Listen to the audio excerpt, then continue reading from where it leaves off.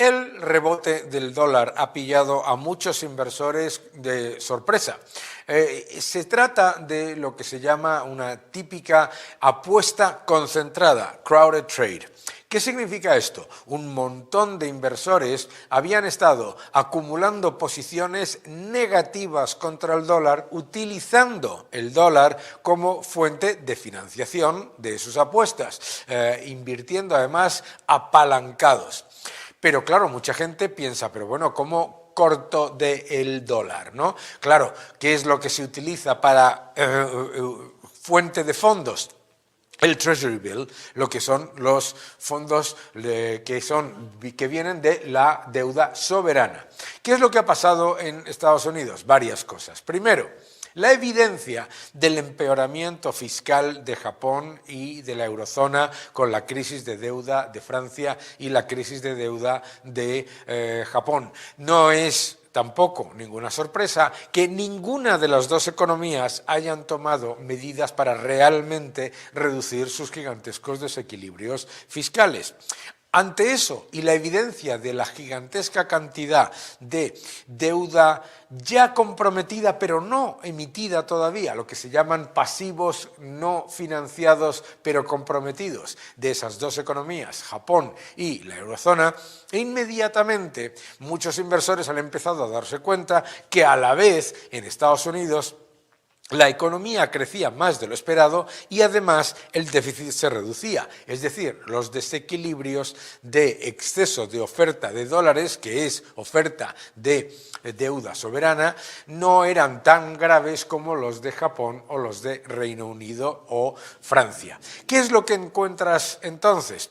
Que la enorme apuesta apalancada empieza a costar mucho dinero.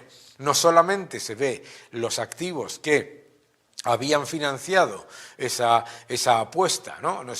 Y aquellos en los que se había invertido moviéndose en sentido contrario, el que financia el dólar, la deuda soberana, está subiendo de precio, bajando de rentabilidad exigida y en los que estaban subiendo renta variable, etcétera, bueno, pues empiezan a fluctuar, en algunos casos incluso a caer, etcétera.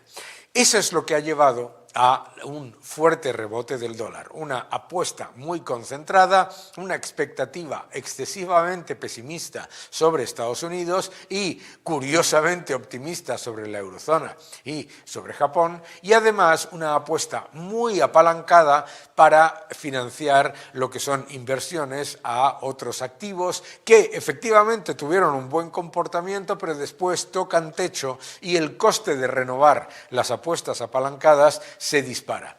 Eso es lo que ha llevado a esta reciente subida del dólar. La evidencia, por otro lado, de que el dólar sigue siendo la moneda de reserva del mundo, con los datos de COFR del Fondo Monetario Internacional de octubre, que sigue siendo la moneda más utilizada en las transacciones globales, con los datos del Bank of International Settlements, y también la más utilizada en transacciones intranacionales y supranacionales, según los datos de SWIFT. Esa es la evidencia. Por lo tanto, ahora probablemente veamos una normalización. Vamos a seguirlo con detalle en este programa, que siempre es interesante lo que ocurre en este mundo monetario. Seguid defendiendo la libertad. El mercado de la vivienda es una de las grandes preocupaciones de los españoles y desde luego va a ser una de las mayores preocupaciones en el futuro si la tendencia de dificultades y de falta de accesibilidad al mercado de la vivienda continúa. Para entender qué es lo que está ocurriendo en este elemento tan importante para los españoles, pues yo creo que mejor persona que José María Rotellar, que ha realizado junto con la Universidad Francisco de Vitoria un informe maravilloso que podéis leer en su página web sobre qué es lo que está ocurriendo con el mercado de la vivienda, pues poca gente mejor informada. ¿Cómo estás, José María? Muy bien, ¿qué tal, Daniel? Muy bien, muy bien. Bueno, cuéntanos los principales elementos y las conclusiones de este informe. Bueno, está claro que el mercado de la vivienda es un problema, el mercado de compraventa especialmente, aunque también el de alquiler, y ese problema al final se basa en el artificio que el intervencionismo introduce en dicho mercado, como lo introduce en muchos otros, ¿no? Estamos teniendo, es cierto, un incremento de la demanda, hay más población, vienen más inversores, hay una nueva cohorte de españoles que alcanzan una edad en la que empiezan a independizarse, porque a finales del siglo XX, principios del XXI, la natalidad repuntó y eso es normal. No es un problema de la demanda realmente, la demanda está creciendo, pero el problema verdadero es que no hay oferta suficiente, no porque haya escasez de suelo, sino porque se limita ese suelo sobre el que se puede construir. Y eso son las leyes de la vivienda, y lo que hay que hacer es liberalizar ese suelo, junto con otras muchas más medidas que disminuyan la burocracia, que acaben con el fundamentalismo medioambiental que puede paralizar una promoción durante 2-3 años, que acaben también con esa obligatoriedad a tener que reservar en cada promoción un determinado porcentaje para obra pública, que también puede desincentivar en parte esa construcción, y que acabe también con el intervencionismo en el mercado de alquiler, que hace que muchas personas que querrían alquilar se están yendo también hacia el mercado de compra-venta, y eso incrementa la demanda. Como la oferta se está restringiendo, bueno, pues entonces tenemos un doble efecto, un doble shock. Por el lado de la oferta se restringe, por el lado de la demanda aumenta, y aumentan mucho más los precios. Pero el problema es un problema de oferta porque no se quiere solucionar. Claro, y esto yo creo que es muy importante porque escuchamos constantemente que es completamente falso, ¿no? Que no hay un problema de oferta, que no hay que construir más, que el problema de España son que hay 4 millones de pisos vacíos. Explícanos si eso es cierto y sobre todo qué es lo que significa. En primer lugar, una cosa esencial es que hay que respetar la propiedad privada. Ya. Una persona adquiere un inmueble, un coche, un bolígrafo, y es suyo. Y con ello, respetando las leyes, puede hacer lo que quiera, porque es suyo. Por tanto, si una persona considera que quiere comprar una casa y mantenerla vacía, pues puede mantenerla vacía perfectamente. Pero es que tampoco es el caso, porque una persona compra una vivienda bien para disfrutarla como primera vivienda, como segunda vivienda. Puede comprarla para sus hijos o puede comprarla para sacarle una rentabilidad alquilándola. Y eso es lo que está pasando. Si hay ahora más viviendas vacías, puede ser porque la ley del mercado del alquiler, por ejemplo, lo que hace es generar una inseguridad a todo el propietario de vivienda. Entonces, primero, le pueden poner un precio máximo. Ya. Si él lo saca al mercado del alquiler, tendrá que poner ese precio máximo, tendrá que cumplirlo, pero nadie le obliga a tener que estar movilizándolo, con lo cual, obviamente, una persona ha adquirido un bien para sacarle una rentabilidad, y si no se la está sacando no tiene por qué arriesgar su posesión. ¿Y por qué es arriesgarlo? Porque no se ha solucionado el problema de la ocupación. Claro. El problema de la ocupación tenía que poder desalojarse de inmediato. En 1 minuto, en 5 minutos, y desde luego en 24 horas, por lo menos, tenía que estar desalojado cualquiera que esté atentando contra la propiedad privada. Y sin embargo sigue siendo muy protectora para los presuntos delincuentes que ocupan, ¿no? que ocupan una vivienda, que ocupan la propiedad ajena, ¿no? Entonces, ante el riesgo a perder una propiedad, muchas personas es que directamente no sacan al mercado de alquiler esas viviendas. O sea, claro. Si hay un problema de viviendas vacías, se debe también al intervencionismo, que no da la seguridad suficiente. Y luego, que también es un dato empírico, que esos inmuebles vacíos no están donde se demanda la vivienda. La inmensa mayoría de esos inmuebles vacíos están en pequeños pueblos y una gran proporción son inhabitables, ¿no? Que eso también es importante. Bueno, todos los pueblos que están abandonados, donde claro. no hay habitantes, donde prácticamente no reside nadie durante el año, a lo mejor en verano un poquito más, pero claro, son casas que no se pueden alquilar porque realmente no hay mercado para ellas. Claro, que es claro. distinto. Que es distinto a que sean casas vacías en Barcelona o en Madrid. No, las casas vacías que hay en Barcelona y en Madrid se deberá simplemente al miedo que pueden tener sus propietarios a que se las ocupen y no poder desarrollar. Claro, porque esa es otra cosa, ¿no? La inseguridad jurídica tiene un efecto brutal de desplazamiento de oferta y de empeoramiento de los precios. Es decir, protegiendo a los ocupas, protegiendo a aquellos que no cumplen sus contratos, lo que se termina es desprotegiendo a los propietarios precios y a los inquilinos. Claro, y se termina incrementando precios. Si un propietario tiene miedo de que lo ocupe en su vivienda, la retira del mercado del alquiler. Se reduce la oferta, sube el precio. Ya. Si yo impongo un precio máximo en una determinada zona y se retira ese precio, ese piso y sube el precio, quienes ya no puedan pagar ese precio de alquiler se van a ir a otras zonas donde no esté limitado y el precio va a subir porque va a incrementar la demanda. Y en tercer lugar, si yo tengo riesgo de que me ocupe la vivienda y aún así me decido a sacarla al mercado de alquiler, bueno, pues riesgo y rentabilidad. A mayor riesgo exijo una mayor rentabilidad. Claro. Si tengo yo un mayor riesgo de perderla, por lo menos intentaré sacar una mayor rentabilidad. Es consecuencia típica del intervencionismo que destruye lo que finge proteger, ¿no? Se dice, no, es que vamos a hacer una ley de vivienda. Y resulta que la ley de vivienda ahoga la oferta, dispara los precios y desprotege a los propietarios y a los inquilinos. Y a quien más desprotege siempre es a los más Claro. vulnerables. A quienes tienen menos recursos para poder optar por otra cosa, los está perjudicando en este caso. A las personas pequeños ahorradores que con mucho esfuerzo a lo mejor consiguieron comprar un piso para tener un complemento a su sueldo, a su pensión, los está desprotegiendo. Desprotege siempre a los más vulnerables. Siempre hace daño a los más vulnerables, porque claro, si tú tienes intención de alquilar un piso de lujo en un barrio de lujo, pues y te exigen, como se está exigiendo, ¿no? 6, 8 meses de fianza por el riesgo que comentabas tú antes, pues oye, lo pones, no hay ningún problema, no te cuesta nada. Ese no es el caso de las personas que tienen menos recursos. Entonces resulta que estás haciéndolo mucho más difícil para los que tienen menos recursos. Luego está el tema, has dicho, el tema de la oferta, ¿no? En España se construyen alrededor de 130.000 inmuebles al año, ¿no? Pero el número de hogares crece a razón de casi 240.000 al año. Es decir, que ni siquiera si quisieses creerte el argumento ese de los pisos vacíos de Podemos y de Sumar, tienes capacidad de absorber lo que es una demanda que está creciendo muy por encima de la oferta y que además se encuentra con un problema todavía mayor a futuro, porque claro, ahora se están construyendo 130.000, pero hay un stock que viene de los últimos años. Se está haciendo cada vez más complicado la construcción y se estima que va a bajar en la construcción con respecto a otros años, ¿no? Teniendo en cuenta lo que se tarda con licencias, etcétera.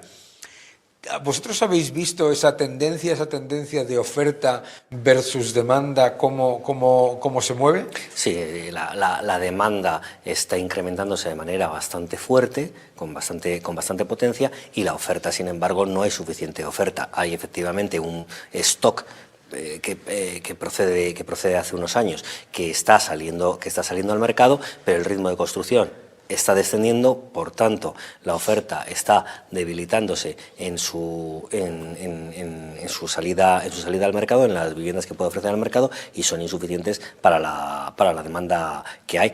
Si son insuficientes por esos motivos: primero, porque no se libera el suelo para poder construir; segundo, porque construir simplemente con el tema burocrático es un horror es una quimera, ¿no?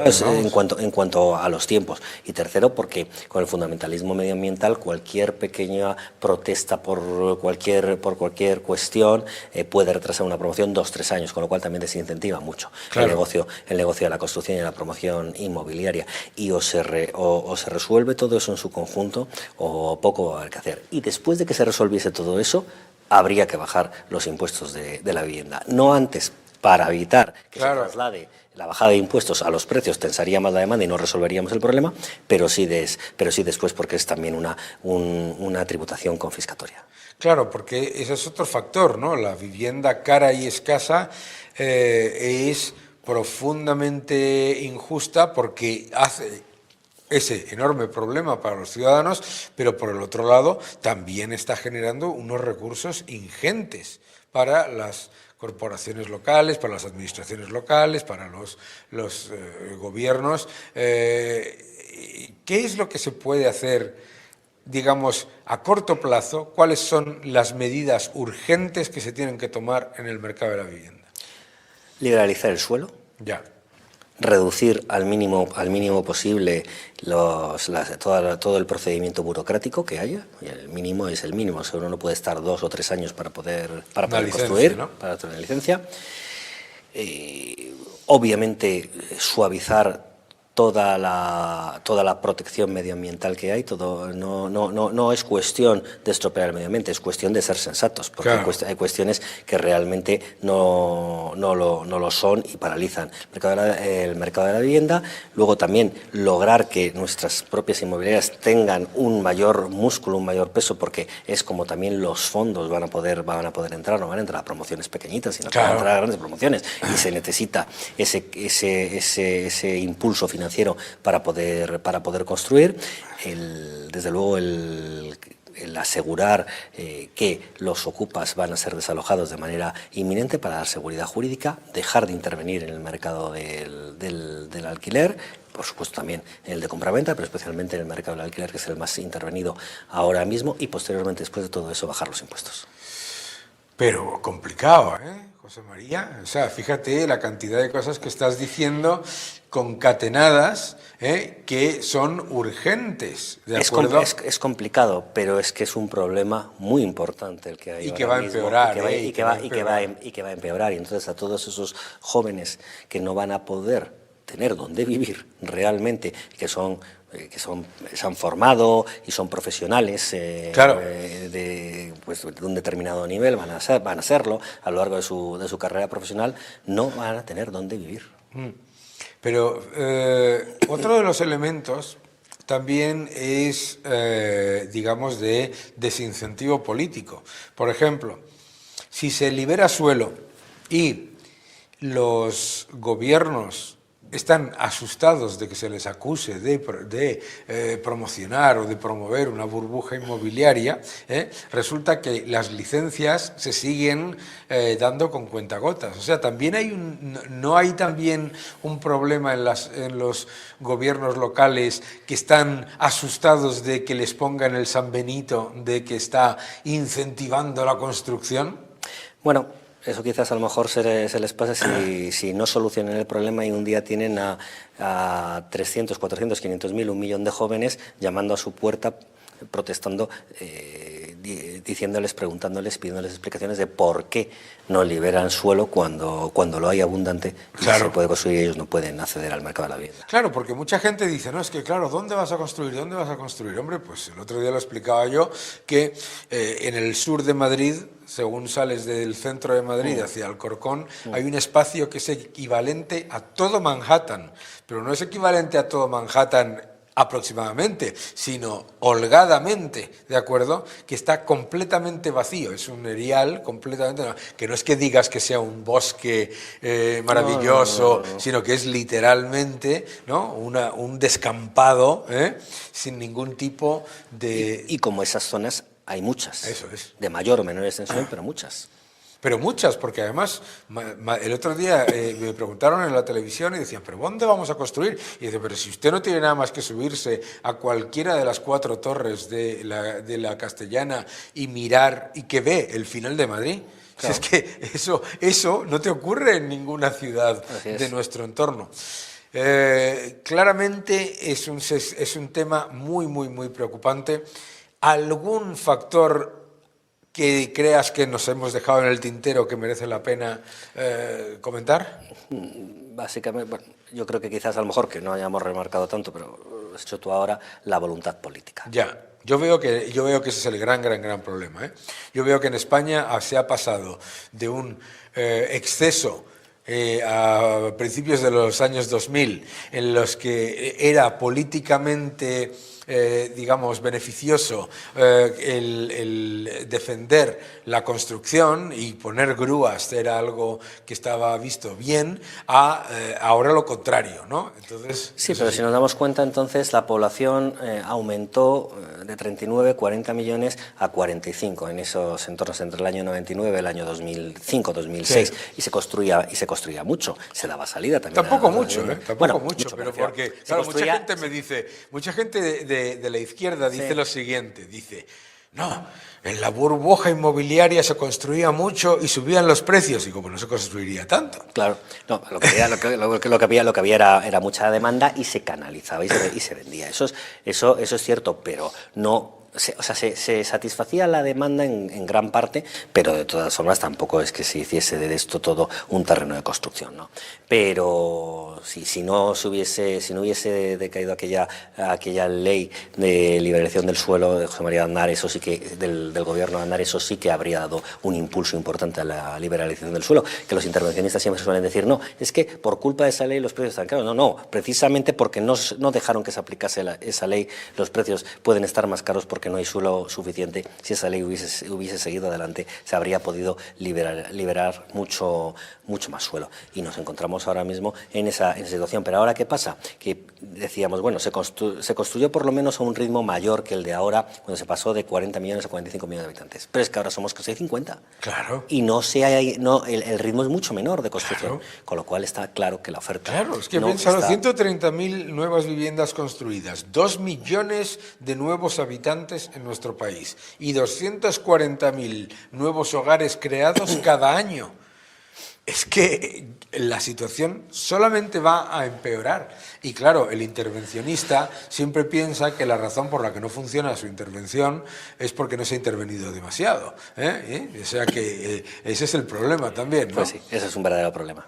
José María, qué gusto. Muchísimas gracias. Gracias porque sé que tenías poco tiempo, pero me ha encantado que vinieses a comentar vuestro informe. Todos vosotros lo podéis leer en su página web, pero merece la pena para saber de verdad dónde vamos con el tema de la vivienda. Muchas gracias, José. Muchas gracias, Daniel. Nos enfrentamos a un momento en el que el exceso monetario empieza a reducirse. Ha sido un año de una enorme expansión de la cantidad de dinero y eso lleva a un efecto de dopaje sobre los productos interiores brutos de muchas economías, pero también empobrecimiento de los ciudadanos. Vamos a ver algunos gráficos. Gráfico número 1, la masa monetaria global. La masa monetaria global, como podéis ver, se ha disparado en lo que va de año, más de un 12%, pero es verdad que podéis ver aquí en el gráfico, aquí lo podéis ver, el hecho de que la masa monetaria global ha empezado a tocar techo y a reducirse ligeramente. Eso, por supuesto, tiene un impacto en los mercados financieros y tiene un impacto también en lo que es el nivel de optimismo con respecto a la deuda soberana y a los mercados en general. Le vamos a seguir prestando atención porque, claro, es muy probable que la masa monetaria luego vuelva a crecer a partir de diciembre. Vamos al siguiente gráfico. En este gráfico lo que podéis ver es lo que hemos comentado en el editorial, cómo el dólar se ha fortalecido y ya está de nuevo a los niveles a los que estaba en mayo de 2025. El dólar se mueve ya, el índice del dólar cerca de los 100, del nivel de 100 y lo que es más importante, con una fuerte diferencia en cuanto al debilitamiento de las monedas con las que comercia. El índice del dólar es fundamentalmente el euro y el yen, y lo que hemos visto ha sido cómo el yen se debilitaba y el euro ahora también pierde parte de esa fortaleza reciente que obviamente pues no estaba justificada considerando los enormes desequilibrios que tiene Francia y tantos otros países de la eurozona. Vamos al siguiente gráfico. En este siguiente gráfico lo que podéis ver es el entorno de las materias primas. El petróleo empieza a rebotar después de una época bastante pobre porque la OPEP ya no está aumentando la producción al nivel al que se temía que iban a hacerlo y por lo tanto hay menos peligro de exceso de oferta. Por el lado de las materias primas energéticas se acerca el invierno, el gas natural empieza por supuesto a darse la vuelta y son factores que que pueden afectar a los niveles de inflación de los países desarrollados. Mucho más cantidad de dinero yendo a activos relativamente escasos. Caso del oro, el oro se mantiene alrededor de los 4.000, ha tenido una pequeña corrección, pero la demanda global de oro se mantiene, y no solamente se mantiene, sino que los bancos centrales van a acelerar su demanda, su compra de oro. El cobre está demostrando esa fortaleza por el cambio de modelo energético y de modelo en cuanto al vehículo eléctrico. El vehículo eléctrico necesita 8 veces más cobre que los vehículos de combustión fósil, y de ahí viene esta fortaleza del cobre, que ha sido una de las materias primas que lo ha hecho mejor, por supuesto, detrás del oro y de la plata. Vamos al siguiente gráfico. En Estados Unidos llevamos ya lo que es el cierre de gobierno más largo de la historia reciente, más de 40 días. Sin embargo, aunque no tenemos datos oficiales, tenemos datos no oficiales sobre empleo. Y lo que muestran estos datos de Bloomberg Economics es que probablemente en octubre el empleo en Estados Unidos creció en 50.000 empleos. ¿Significa esto un mal dato? Un montón de gente dice, antes se creaban 150.000, 170.000 y ahora solamente 50.000. Pero tienes que tener en cuenta, uno, que antes ese empleo venía dopado por inmigración y por empleo público, y que ahora este es empleo doméstico, nacional y privado. Muy importante. Vamos al siguiente gráfico. En lo que es China, lo que se puede ver es que los vientos de cola que tenía en cuanto a la exportación empiezan a ser más débiles. Los datos de cargos, de contenedores, etcétera, se debilitan ligeramente. Sin embargo, incluso con estos datos, China va a continuar creciendo alrededor del 4,5%. Importante, eso significa que la tendencia es ligeramente débil, pero no negativa. Esto es un elemento clave gracias a este análisis y a este gráfico de Bloomberg Economics. Vamos al siguiente gráfico. Aquí lo que podemos ver es algo que demuestra lo que llevamos diciendo tantos meses, que los aranceles se van a absorber por parte de una cadena de suministro que está llena de sobrecapacidad, y en donde los exportadores no solamente tienen un problema de sobrecapacidad que necesitan vender a Estados Unidos, sino también de capital circulante. Aquí lo que podéis ver es cómo los precios finales no están reflejando en nada la subida de algunos de los insumos. Es decir, que las empresas no le están pasando al consumidor final los costes que suben si es que hay costes superiores por aranceles. Importante dato. Vamos al siguiente gráfico. En este siguiente gráfico lo que vemos es el porcentaje del crecimiento global que está en riesgo, riesgos diferentes. Esto es un elemento interesante de los últimos análisis que han hecho los organismos internacionales, y en particular el Bank of International Settlements, que muestra cómo se ha elevado el porcentaje del crecimiento potencial de las economías que está en riesgo de no ocurrir. Los factores fundamentales: el intervencionismo gubernamental, el entorno fiscal, factores también muy importantes de cambios regulatorios que cierran capacidad productiva y capacidad manufacturera. Todos esos efectos, por supuesto también el de los niveles de tensión comercial, elevan el porcentaje del crecimiento que está en riesgo, y eso hay que monitorizarlo. Un gráfico francamente interesante. Y el siguiente, todavía más. Fíjate, ¿qué es lo que escuchas todos los días? El crecimiento económico es robusto, vivimos en un cohete, esto es una maravilla, el crecimiento económico está fortaleciéndose y a la vez la gente se siente más pobre. Aquí lo que muestra es esa divergencia entre el ingreso real y el crecimiento económico. Está viendo cómo los países, al dopar el Producto Interior Bruto con gasto público, con deuda y con planes de estímulo que luego no generan ningún aumento de la productividad, se está abriendo cada vez más el diferencial entre lo que es el crecimiento económico y los ingresos reales de los ciudadanos. En el máximo de todo, ahí lo podéis ver, fijaos cuál está arriba del todo, China. China, alto crecimiento económico, pero empobrecimiento.